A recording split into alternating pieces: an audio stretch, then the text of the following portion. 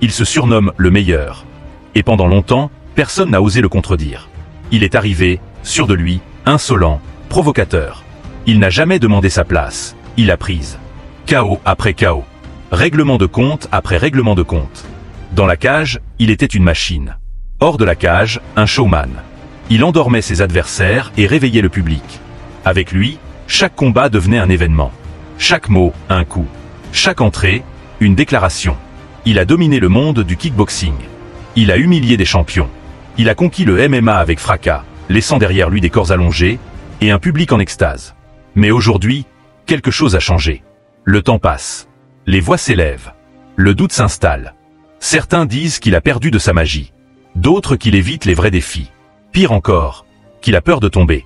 Et alors qu'on approche de l'été 2025, une question brûle toutes les lèvres. Cédric Doumbé est-il en train de vivre la fin de son règne? Est-ce la simple tempête avant un retour destructeur? Ou le début d'un lent crépuscule pour celui qu'on pensait invincible? Voici l'histoire, non pas d'un champion, mais peut-être de la chute d'une légende.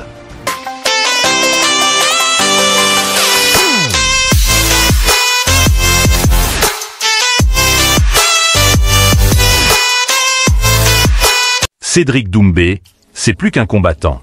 C'est un showman, un roi du trash talk, un monstre du kickboxing.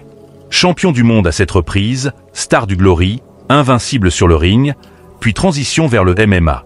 En 2023, il choque la planète avec un KO de 9 secondes contre Jordan Zebo. Un KO historique. Une nuit légendaire au Zénith de Paris. Tout semblait possible.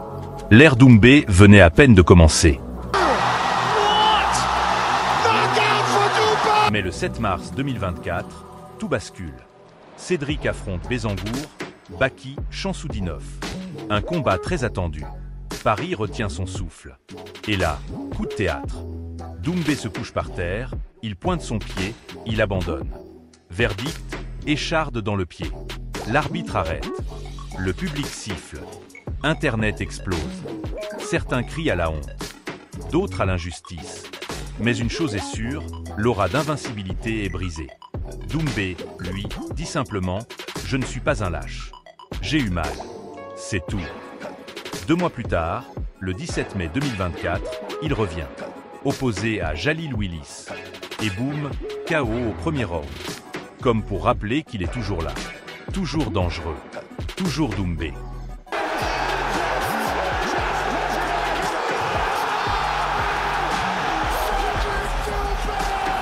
Mais depuis, silence.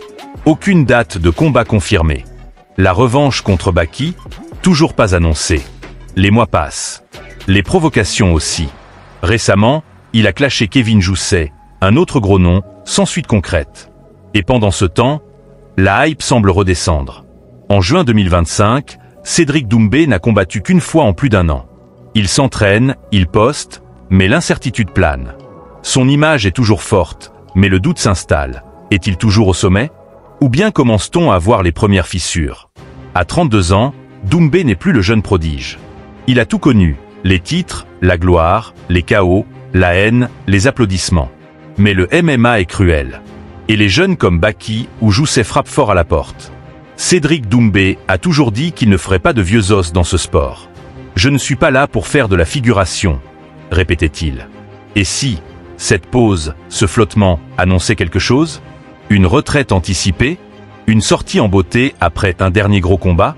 Ou au contraire, une lente érosion, une fin sans gloire?